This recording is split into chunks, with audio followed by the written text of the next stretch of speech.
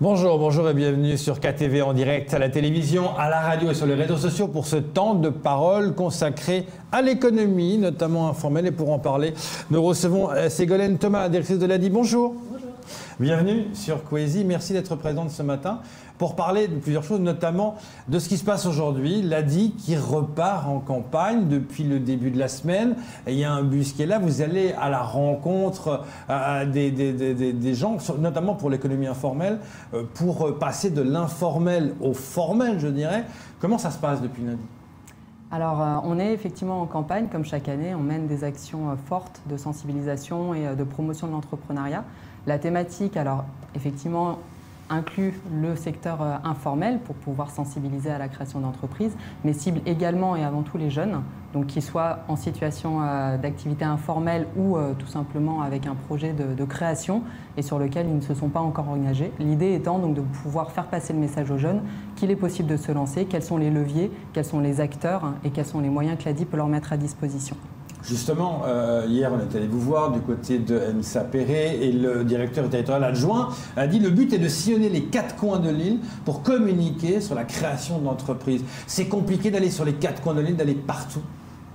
On a des problèmes de mobilité, hein, comme partout. Une personne qui souhaite s'informer, se lancer éventuellement dans l'entrepreneuriat ou tout simplement s'insérer professionnellement et qui est dans une zone où les services ne sont pas forcément autant mis à sa disposition que ce n'est le cas à Mamoudzou, dans le Grand Mamoudzou, où voilà, on a une concentration forte d'acteurs pour l'accompagnement et dans le cadre de la création d'entreprises. Voilà, d'acteurs qui sont en mesure de pouvoir les accompagner. L'idée de cette agence mobile, justement, qui est un projet soutenu par le ministère de l'Outre-mer, est vraiment de pouvoir aller à la rencontre de ces porteurs de projets dans des zones reculées, de pouvoir aussi assurer une présence de manière récurrente, et donc de créer aussi voilà, une forme d'habitude chez les personnes qui sont au courant que l'ADI est là une fois par mois, 2 fois par mois, 1 fois par semaine. Donc aujourd'hui, on est encore en phase de rodage, mais l'idée est de pouvoir vraiment instaurer un planning assez souple mais assez clair pour que les porteurs de projets sachent qu'ils peuvent aller à la rencontre de nos équipes pour se renseigner et pour ceux qui sont déjà un peu plus avancés dans leur projet, de pouvoir faire éventuellement une demande de financement ou solliciter un accompagnement. Qu'est-ce qui ressort le plus là, depuis le début de la campagne, là, depuis le 4, là, qu'est-ce qui ressort le plus dans les rencontres, dans les discussions ? Alors cette campagne elle est particulière parce qu'elle fait suite à une rentrée où pour de nombreux jeunes l'horizon de l'insertion professionnelle est assez incertain. Beaucoup de jeunes en France, à Mayotte, rencontrent des difficultés à s'insérer et la création d'entreprises pour beaucoup d'entre eux est une solution qui pourrait être intéressante pour leur permettre non seulement d'être autonomes, de vivre de leurs rêves, de pouvoir exercer un talent sur lequel ils souhaiteraient pouvoir s'épanouir. Donc l'idée de cette campagne, c'est vraiment de faire savoir aux jeunes qu'il existe des dispositifs, qu'il existe des associations telles que l'ADI, mais également d'autres partenaires avec qui nous travaillons. Je pense notamment au RSMA, je pense notamment aux apprentis d'Auteuil, mais également le Pôle emploi évidemment, et d'autres acteurs encore tels que la mission locale qui sont à nos côtés justement pour renseigner les jeunes et leur parler d'entrepreneuriat, leur faire comprendre qu'il n'est pas impossible de créer sa boîte quand on a moins de 30 ans.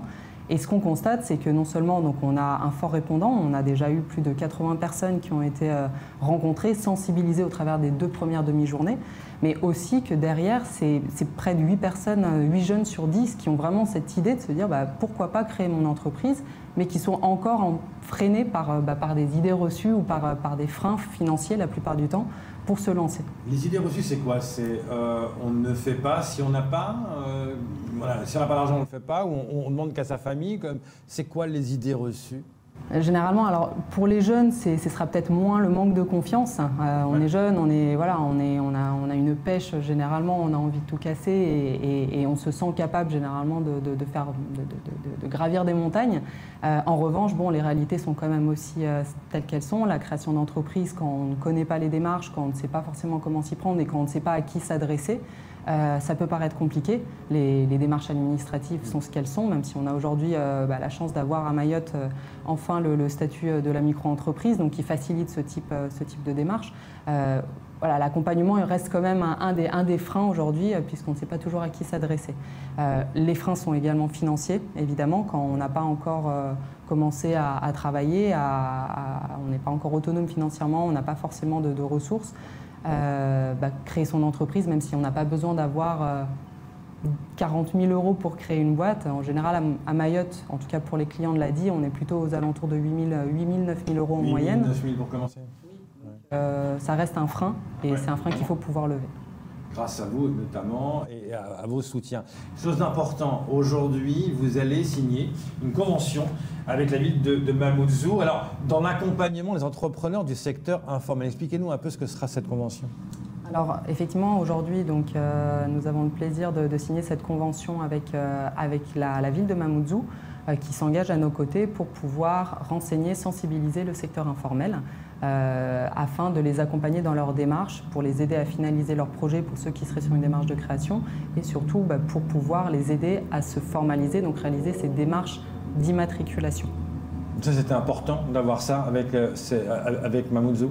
Bien sûr, c'est indispensable de pouvoir compter sur le soutien des communes qui disposent aussi de personnes ressources, de compétences en termes d'adultes relais et de structures aussi, d'infrastructures d'accueil qui permettent justement de cibler, qui permettent de mettre le doigt justement sur des zones où il y a des problématiques de travail informel, et donc de pouvoir nous accompagner puisqu'ils connaissent bien ces personnes, ils connaissent bien ces zones, afin d'aller au-devant de la population pour leur expliquer que la plupart du temps, c'est des barrières faciles à lever, à savoir une méconnaissance des démarches, la peur ou le blocage de la langue, la peur des coûts que ça peut représenter.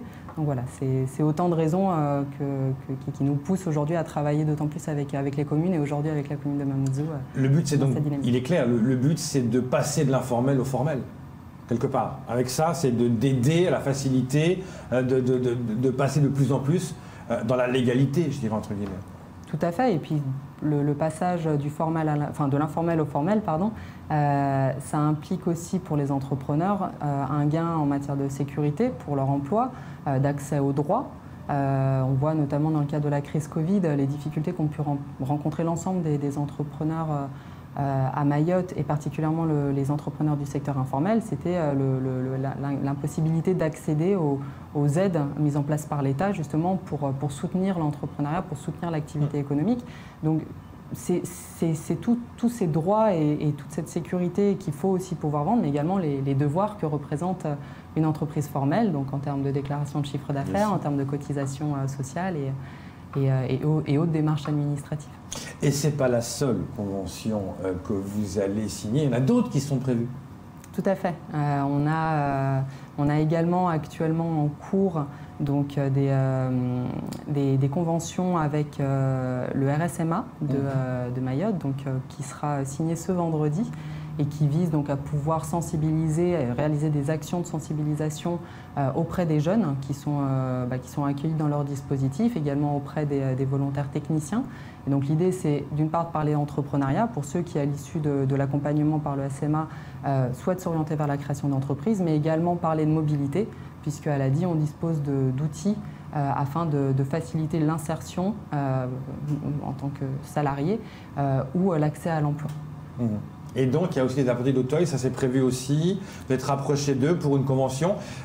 C'est aussi important, ça. Oui, tout à fait. Les apprentis d'Auteuil travaillent activement sur des dispositifs d'accompagnement et d'insertion des jeunes. Donc, cette convention sera signée dans les prochains jours, dans les prochaines semaines, mais en tout cas, le travail est déjà lancé sur le terrain. Et l'idée de pouvoir, au travers de ces conventions, le renforcer et puis le formaliser pour faire savoir qu'il existe de nombreux acteurs sur le territoire qui s'engagent pour appuyer les jeunes dans la création. Ça, on se rend compte qu'il n'y a pas l'ADI tout seul.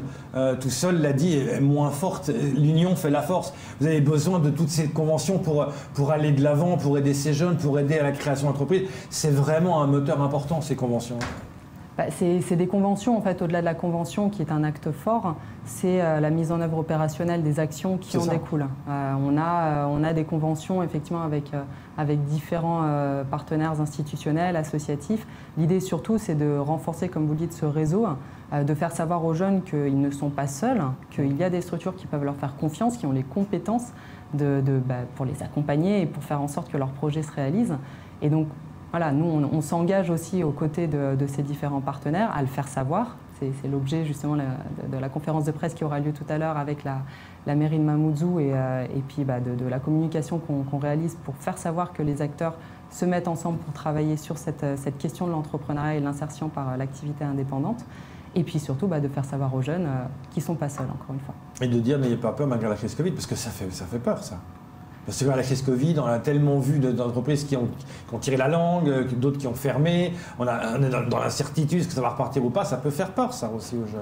Bien sûr, mais à contrario, et c'est ce qui est étonnant et je dirais même encourageant, on n'a jamais connu en 2020 et 2021 une année où l'engouement pour l'entrepreneuriat était aussi fort. En 2020, à Mayotte, la barre des 1000 entreprises a été dépassée. On a dépassé à nouveau cette barre pour atteindre plus de 1300 entreprises nouvellement créées. Donc c'est extrêmement encourageant. Il faut vraiment parler de ça, il faut vraiment le valoriser. Et au travers d'actions d'accompagnement, de partenariats et d'actions de terrain, comme on le fait tout au long de la semaine jusqu'au 8 octobre, c'est la meilleure manière de faire savoir qu'il est possible de se lancer. Et sur le terrain, on voit derrière vous une image du bus très précieux de la digue, il y a tout dedans, où on peut vraiment renseigner les gens. Ce bus donc va sillonner jusqu'au 8. Vous êtes où demain, après-demain? Comment ça va se passer le programme? Alors aujourd'hui, nos équipes sont dans le nord, à Mtsamboro, donc en face du plateau polyvalent, toute la journée pour renseigner, rencontrer les porteurs de projets. On a également en parallèle une information collective avec la mission locale de Amjago, donc pour renseigner les jeunes justement sur les dispositifs mis en place par l'ADI. Demain, on sera à Barakani, à côté du parking du Doucabé, pareil, pour renseigner les porteurs de projets dans le centre. Et vendredi, on sera à Chirongi, à Place Madame Anzis, toute la journée pour rencontrer les porteurs de projets. Donc là, vous avez fait le tour. Vous serez aux quatre coins de l'île. Et après, il y a quoi? Il y a presque... il y a un bilan que vous allez faire. Vous m'avez dit qu'il y a plus de la moitié des gens que vous approchez qui adhèrent à tout ça et qui vont de l'avant. Alors, qui adhèrent, on a en tout cas, au niveau de l'ADI, c'est notre mission, on a une grande quantité de personnes qui viennent, qui passent nos portes, qui viennent nous retrouver dans nos différentes permanences, qui viennent nous rencontrer sur le terrain. En 2020, c'était 825 personnes qui ont bénéficié d'un microcrédit. L'idée de cette campagne, c'est vraiment un temps fort en fait, pour porter la voix des entrepreneurs qui ont été accompagnés. La preuve, on organise régulièrement des témoignages, justement, on met en avant des portraits de porteurs de projets sur nos réseaux pour susciter cette envie d'entreprendre. Et oui, le répondant est là et on espère justement que ce type d'action pourra y contribuer davantage.